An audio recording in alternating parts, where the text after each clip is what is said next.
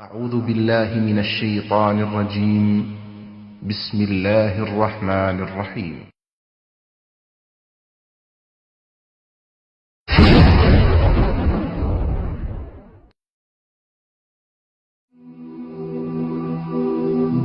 মৃত্যু এমন এক বাস্তবতা যার থেকে কেউ পলায়ন করতে পারবে না।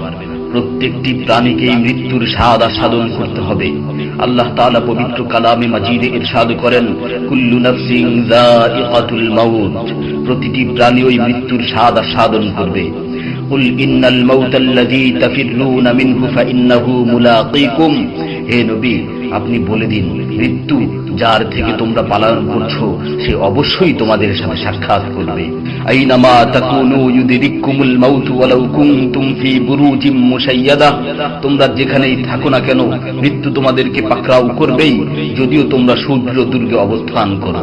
লিকুল্লি উম্মাতিন আজাল, ইযা জাআ আজালুহুম ফালা ইস্তাখিরুনা সাআতান ওয়ালা ইস্তাকদিমুন, প্রত্যেকটি জাতিরই মৃত্যুর জন্য একটি নির্ধারিত সময় রয়েছে। যখন সেই নির্ধারিত সময় চলে আসে তখন তার থেকে এক মুহূর্ত আগ পিছ করা হয় না।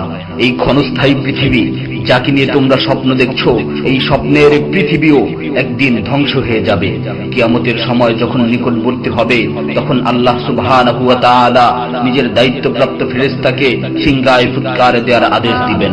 অতঃপর ফেরেশতা সিংহায় ফুঁক দিবেন, ফলে পৃথিবী ও পাহাড় সমূহ উত্তোলিত হবে, চূর্ণ বিচূর্ণ হয়ে যাবে, আকাশ ফেটে টুকরো টুকরো হয়ে যাবে এবং নক্ষত্র সমূহ ঝরে পড়বে, সূর্য তার কিরণ হারিয়ে ফেলবে, সমুদ্রকে উত্তাল করে তোলা হবে।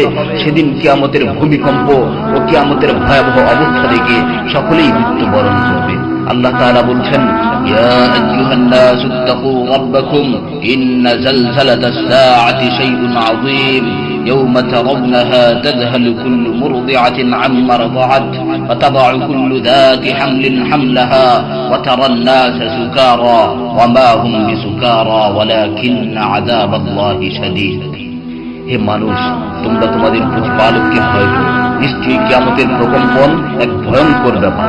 সেদিন তোমরা দেখবে প্রত্যেক স্তন্যদানকারিণী আপন দুগ্ধপোষ্য শিশুকে ভুলে যাবে এবং প্রত্যেক গর্ভধারিণী তার গর্ভপাত করে ফেলবে। তুমি দেখবে মানুষকে পাগলের মতো, আসলে ওরা পাগল নয়, তবে আল্লাহর আযাবই হবে কঠিন।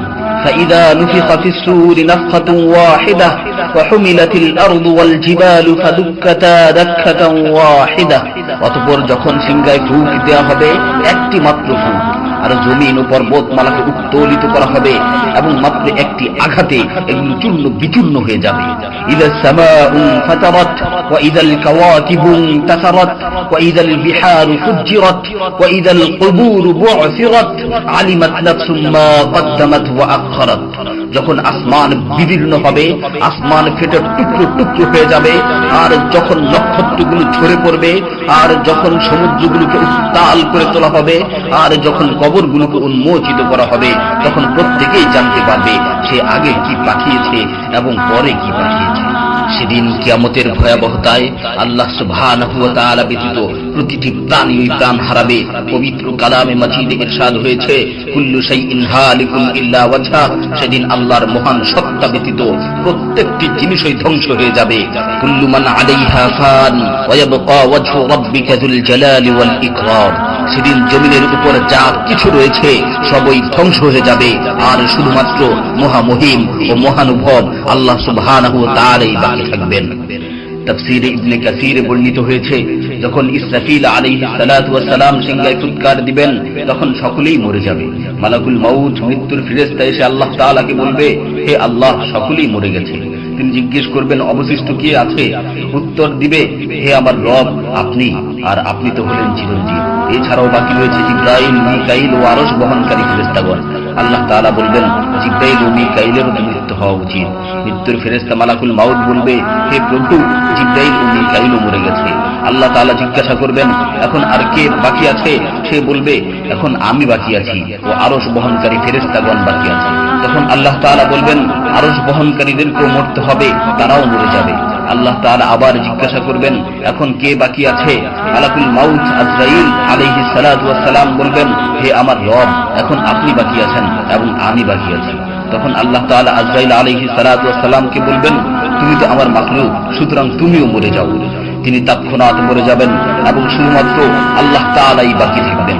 অতঃপর আল্লাহ সুবহানাহু ওয়া তাআলা জমিনকে ভাঁজ করে ফেলবেন এবং তিনি 3 বার বলবেন, আনাল জব্বার, আনাল জব্বার, আনাল জব্বার, আমি প্রতাপশালী, আমি প্রতাপশালী, আমি প্রতাপশালী। অতঃপর তিনি 3 বার জিজ্ঞাসা করবেন, লিমানিল মুলকুল ইয়াউম, লিমানিল মুলকুল ইয়াউম, লিমানিল মুলকুল ইয়াউম, আজকের রাজত্ব কার, আজকের সার্বভৌমত্ব কার, আজকের আধিপত্য কার? জবাব দেওয়ার মতো কেউই থাকবে না।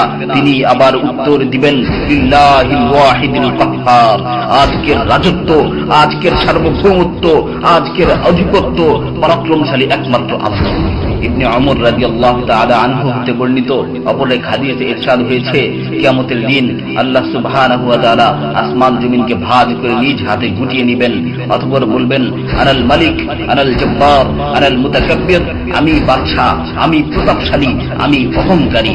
আইনা মুলুকুল আরদ, আইনাল জব্বারুন, আইনাল মুতাকাব্বিরুন, দুনিয়ার রাজা বাদশারা কোথায়, দুনিয়ার প্রতাপশালীরা কোথায়, দুনিয়ার অহংকারকারীরা কোথায়? তখন আল্লাহ তাআলা সুউচ্চ কণ্ঠে 3 বার জিজ্ঞাসা করবেন, লিমানিল মুলকুল ইয়াউম, লিমানিল মুলকুল ইয়াউম, লিমানিল মুলকুল ইয়াউম, আজকের রাজত্ব কার, আজকের সার্বভৌমত্ব কার, আজকের আধিপত্য কার?